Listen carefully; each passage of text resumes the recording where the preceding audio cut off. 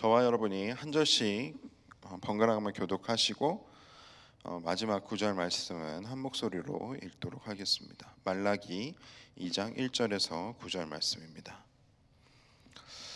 너희 제사장들아, 이제 너희에게 이같이 명령하노라. 만군의 여호와가 이르노라. 너희가 만일 듣지 아니하며 마음에 두지 아니하여 내 이름을 영화롭게 하지 아니하면 내가 너희에게 저주를 내려 너희의 복을 저주하리라. 내가 이미 저주하였나니 이는 너희가 그것을 마음에 두지 아니하였음이니라. 보라, 내가 너희의 자손을 꾸짖을 것이요 똥 곧 너희 절기의 희생의 똥을 너희 얼굴에 바를 것이라. 너희가 그것과 함께 제하여 버림을 당하리라. 만군의 여호와가 이르노라. 내가 이 명령을 너희에게 내린 것은 레위와 세운 나의 언약이 항상 있게 하려 함인 줄을 너희가 알리라. 레위와 세운 나의 언약은 생명과 평강의 언약이라.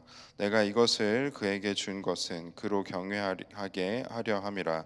그가 나를 경외하고 내 이름을 두려워하였으며 그의 입에는 진리의 법이 있었고 그의 입술에는 불의함이 없었으며 그가 화평함과 정직함으로 나와 동행하며 많은 사람들을 돌이켜 죄악에서 떠나게 하였느니라.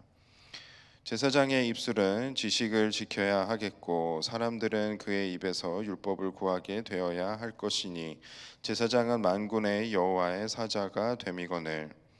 너희는 옳은 길에서 떠나 많은 사람들을 율법에 거르스르게 하는도다. 나 만군의 여호와가 이르노니 너희가 레위의 언약을 깨뜨렸느니라. 함께 있습니다.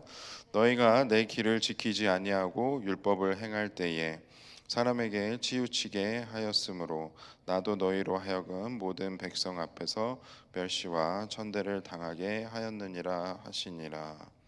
아멘.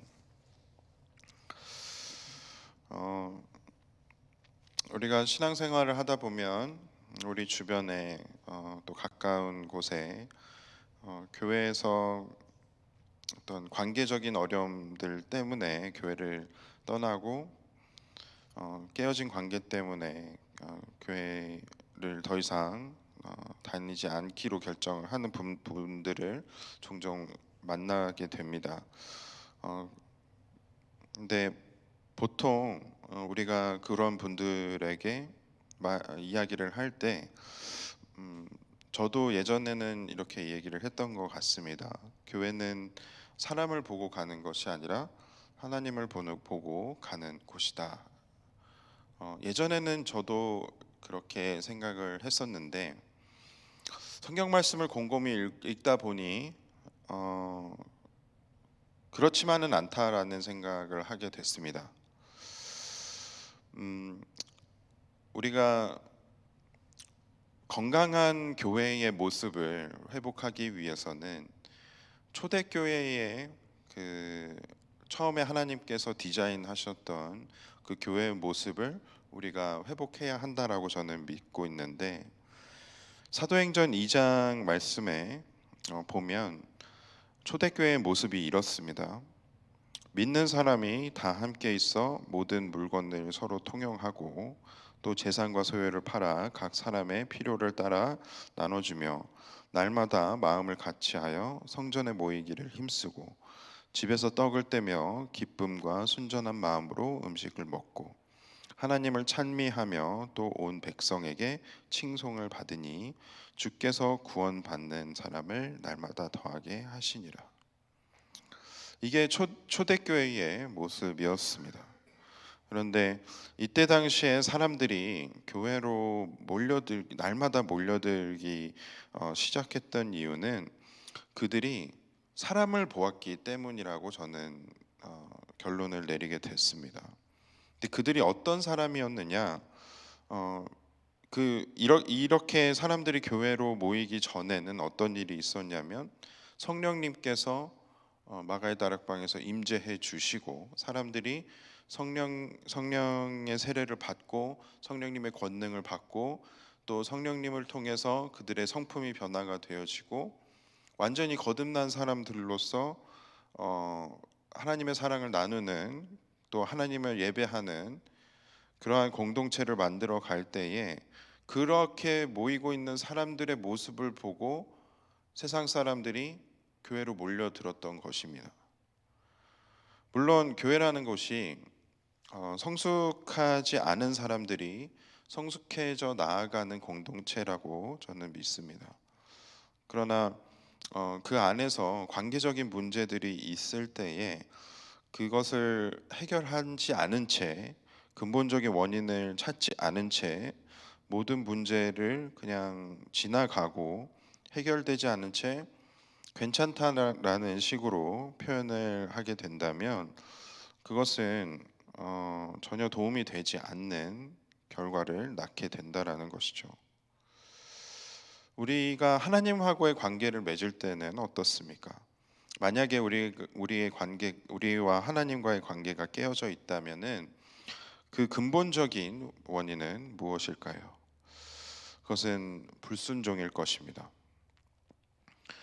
그 불순종으로 인해서 우리가 하나님과의 관계가 깨지게 되는데 그 결과는 성경 말씀에 의하면 나의 삶뿐만이 아니라 내 주변에 있는 다른 사람들과의 관계까지도 그 깨어진 관계의 영향이 이어지게 된다라는 것이죠. 마치 아담과 하와에 나타난 그 문제, 그, 그 과정이 관계가 깨어지게 되는 그 과정이 그대로 우리 삶에도 이어진다라는 것이죠.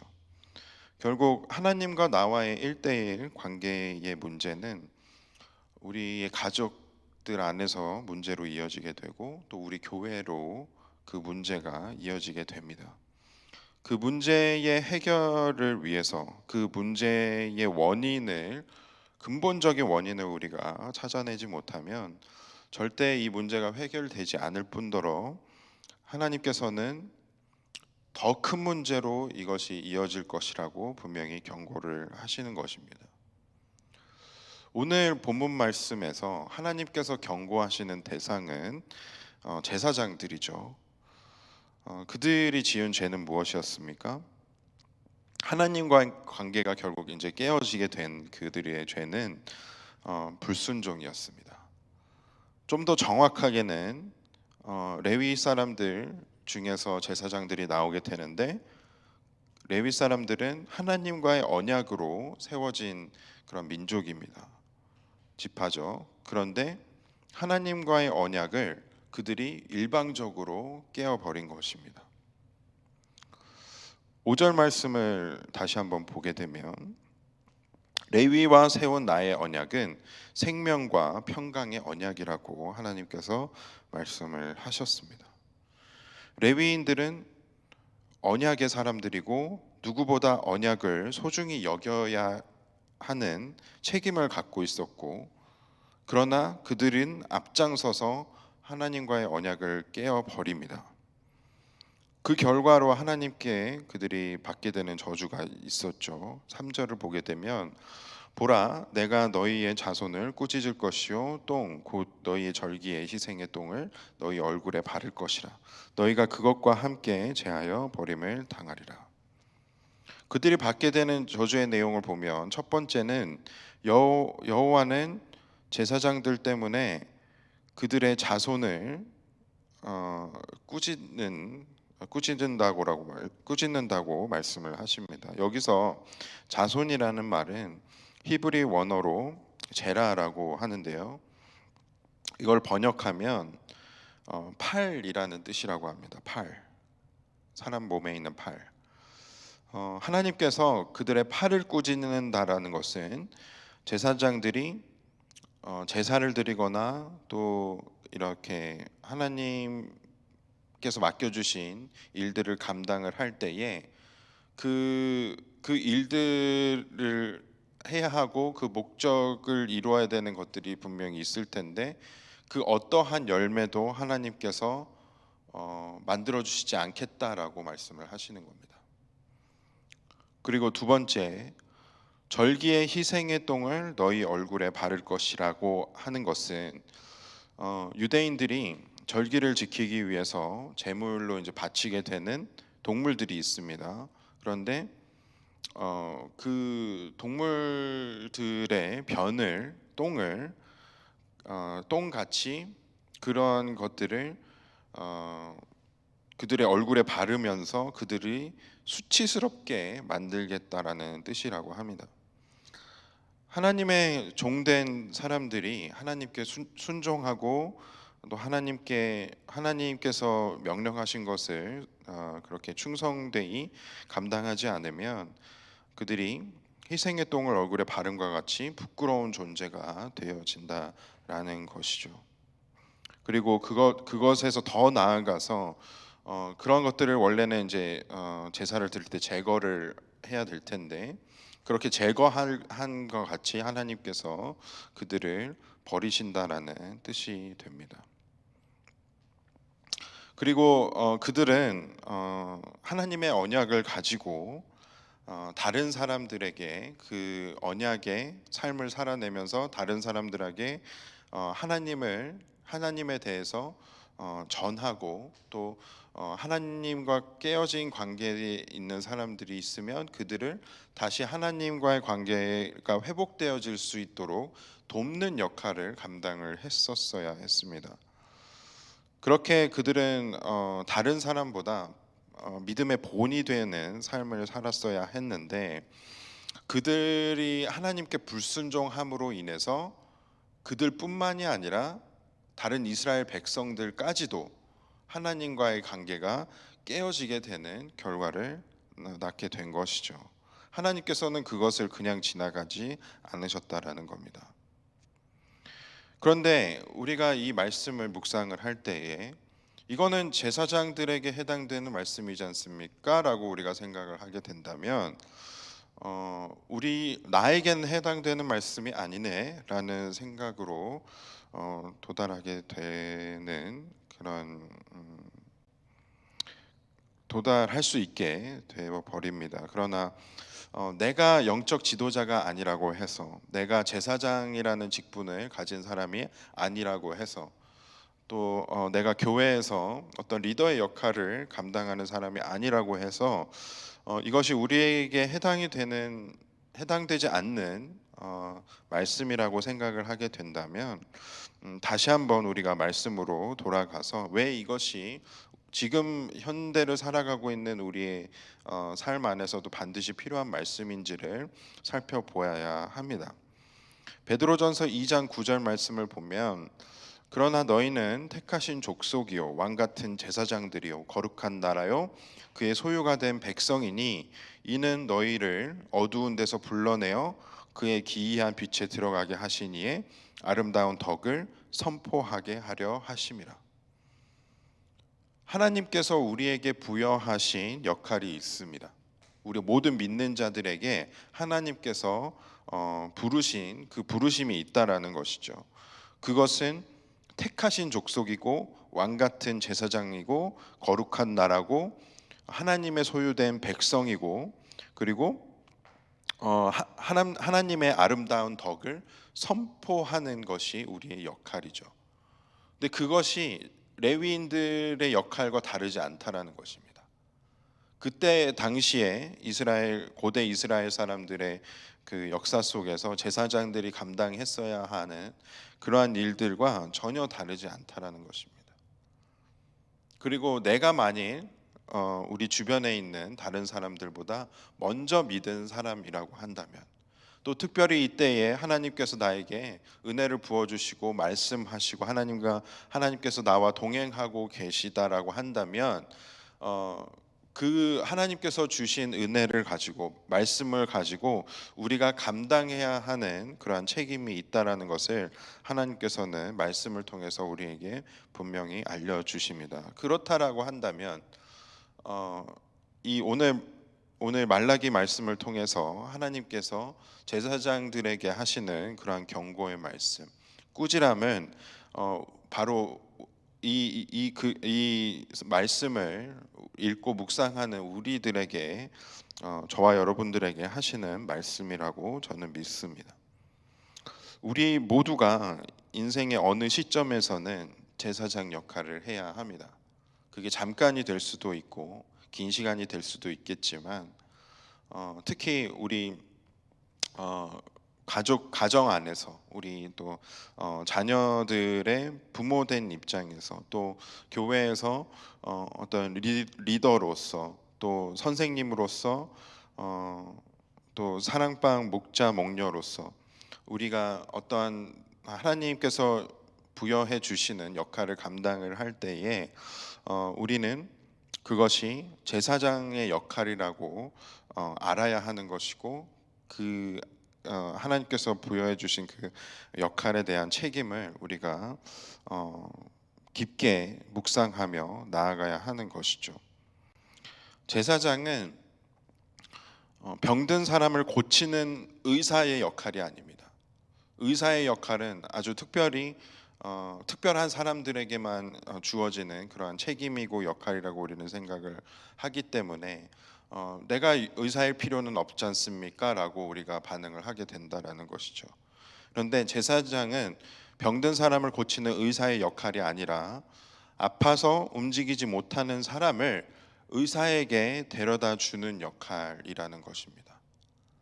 즉 어, 병든 사람을 회복시키시고 고치시는 분은 하나님께서 하시는 것이고 우리의 믿는 예수 그리스도를 믿는 예수 그리스도로 인해서 거듭난 나에게 하나님께서 주시는 역할은 아직 하나님을 알지 못하고 또 예수 그리스도를 믿지 않고 있는 그런 안타까운 영혼들을 그들을 하나님께로 인도해 나아가야 하는 역할을 감당해야 한다라는 것이죠.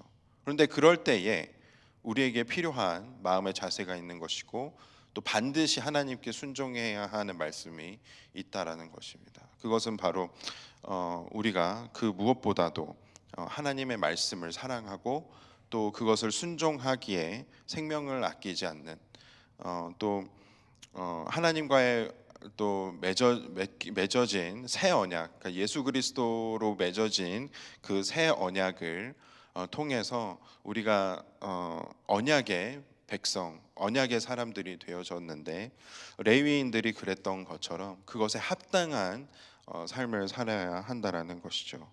그렇게 했을 때에, 그렇게 나 스스로가 삶을 살아냈을 때에 내가 하나님과의 관계가 회복되어질 수 있고 그리고 나와 혹시라도 깨어진 다른 사람과의 관계가 있었다라고 한다면 그 깨어진 관계 속에서도 하나님께서 역사하셔서 그 관계를 회복시켜 주실 것입니다. 그렇게 우리가 공동체를 아름다운 공동체를 건강한 공동체를 만들어 갈 때에 나만 누리는 은혜로 끝나는 것이 아니라 날마다 하나님께서 믿는 사람들을 우리 공동체로 불러 주신다라고 성경이 증명하고 있습니다. 그것을 우리가 안다면 오늘 하루 또 남은 한 주 또 우리 남은 2024년의 마지막을 보내는 이 시간을 하나님께서 또 세워주신 제사장의 합당한 삶으로 우리가 살아가기를 소망을 합니다. 그렇게 저와 여러분들이 오늘 말씀을 계속해서 묵상해 가면서 나는 지금 하나님께서 어떠한 역할을 부여해 주셨는지 또 내가 하나님께로 인도해야 할 영혼들은 누구인지 또 내가 제사장으로서 그 역할을 잘 감당하고 있는지 묵상해 보면서 하나님께서 능력 주셔서 그 일들을 잘 감당할 수 있게 해달라고 그렇게 우리가 간절히 구하는 오늘의 시간이 됐으면 좋겠습니다. 함께 기도하겠습니다. 은혜와 사랑이 풍성하신 하나님, 저희들 이 시간을 통해서 말라기 말씀을 통해서 이때에 이스라엘의 제사장들이 왜 하나님께 혼이 났어야 했는지 경고를 들었어야 했는지를 또 묵상하게 하심을 감사드립니다. 특별히 이 시대에 또 어지러운 시대에 하나님의 뜻을 잘 분별하기 어려운 이 시대에 우리가 해야 할 것이 무엇인지 또 순종해야 할 말씀이 무엇인지 하나님께서 분명히 말씀해 주시기를 간절히 소망합니다.